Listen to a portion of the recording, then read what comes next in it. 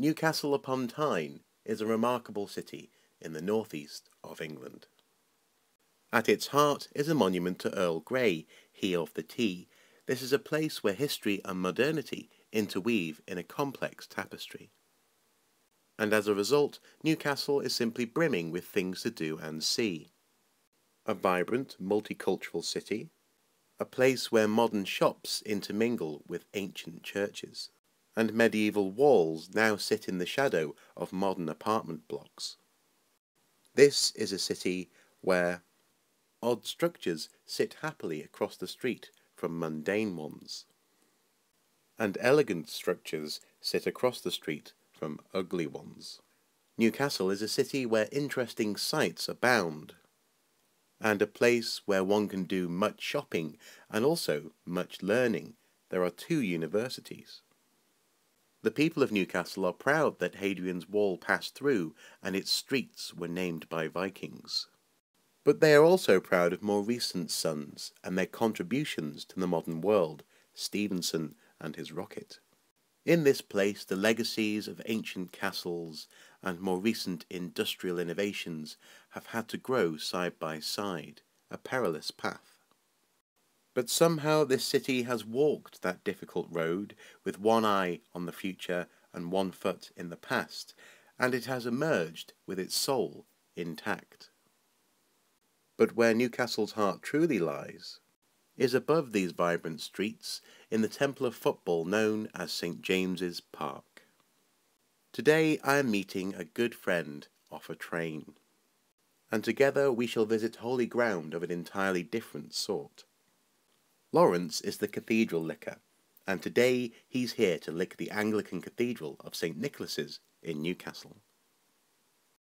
This beautiful cathedral dates to around 1359, a magnificent structure.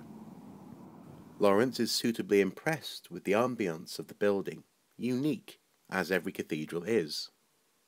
Carefully we tread stone aisles, and Lawrence tells me he always makes an effort to appreciate the individual character of the cathedral that he's visiting. But now to the business of the day. We go outside and the lick is commenced. This was a good one. Lawrence is pleased. Want to know more? So do I. We decant to a pub. So, Lawrence the Cathedral Licker, welcome to Archeo Soup. It's been far too long, and I'm very happy to not only see you in person, but also have witnessed a lick live, as it were. Just out of interest, how can you tell me and the Archeo Soup, how did you get started on this quest? Well, it wasn't actually my bet to start with. It was a bet between 2 other friends, Adam and Dan, and it was Adam who originally bet Dan that he couldn't lick every Anglican cathedral. Right. I don't know whether it was in England or the UK at that time, but I asked Dan about a year ago how he was getting on, and he said he'd only done Exeter. So, okay. Yeah, and there was no sort of time limit set in anything. And I simply asked Adam if I could take on the bet in Dan's place, and he agreed. And history was made. Yes, okay, yeah. Excellent. So, which was your first cathedral? The first cathedral was Norwich in May last year, when I was seeing my mum on her birthday.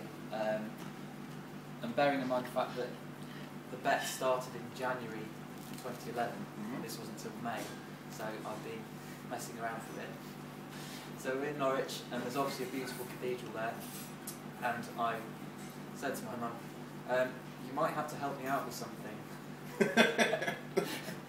And so I explained it all to her there and then. Right. So we went into the cathedral where they were filming something, and so we had to hide. And we went into the cloisters, and we got a fantastic photo. If you go on the blog, you can see it. Okay.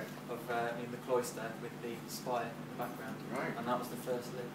Wow, it's parental She support there. approved, yeah. Approbation.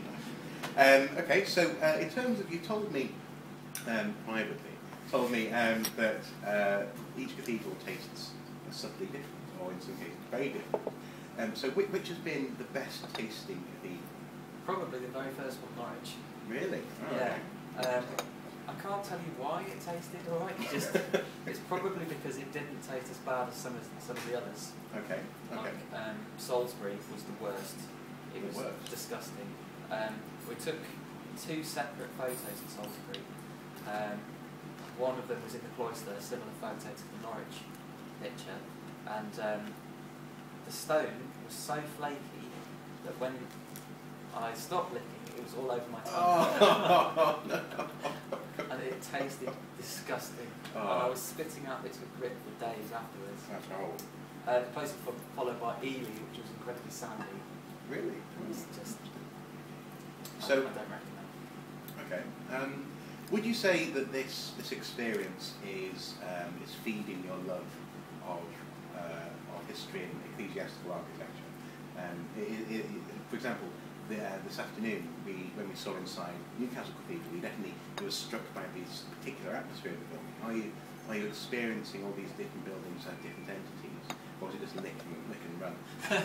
That's what it was to start with, because I don't really know why. I just wanted to lick and run. But then I think the first one I went to and actually appreciated the place properly was Durham. Ah, of course, very good cathedral, Durham, yeah. And we went and wow, I was thinking this is an incredible building. And it's not just about the licking, it's about appreciating the building as well. Because even if I don't win this bet, at least I can say I've seen some incredible places. Yeah. And in places like Salisbury, even though it tasted horrible, is stunning. And I don't know whether I would have had an opportunity to go there. Yes. It's still probably it's part of So yeah, I mean, you learn new things. Like we went to Newcastle today, and there was that wonderful memorial to Danish sailors in the Second World War, which I didn't know was there. Yep. Each place you pick up little gems that about things you would never have learned about before. And yeah, I'm a big medieval geek as well. So that helps. That obviously helps. Yeah. Okay, wonderful. I don't know. I suppose which cathedral is next then on your list? Do you know where you're going to go next? Well, I'm going to be up north for a week, so there's quite a few ticked off the list. Okay. Carlisle is one I really need to do because obviously it's so far away. Yeah.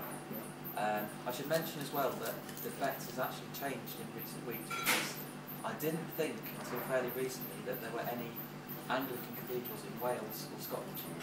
It's turned out there are quite a few. Yeah. So I've negotiated with Adam that if I complete all the English ones by the 16th of June, you get an extension. A 6-month extension, right. So I can do all the other ones. So for now, I'm focusing on all the English ones. Okay. And so while I'm up here, hopefully Carlisle, I'm going to try and get across to possibly Manchester and Liverpool. But the most realistic ones are Wakefield and Sheffield and Bradford. Wonderful, wonderful. Not of approval a triple lick. Yes, excellent. Triple lick. Wow. The triumvirate of licks. Yeah. Excellent. Well, you can find out more about Lawrence's licking quests on his blog. As you probably saw recently, I posted a whole video just because I was excited about that, and there's a link involved there. And I suppose I shall wish on your behalf Lawrence good luck for his licking endeavours. So, yeah, there you go. Thank you very much, Lawrence, for coming. Thank you.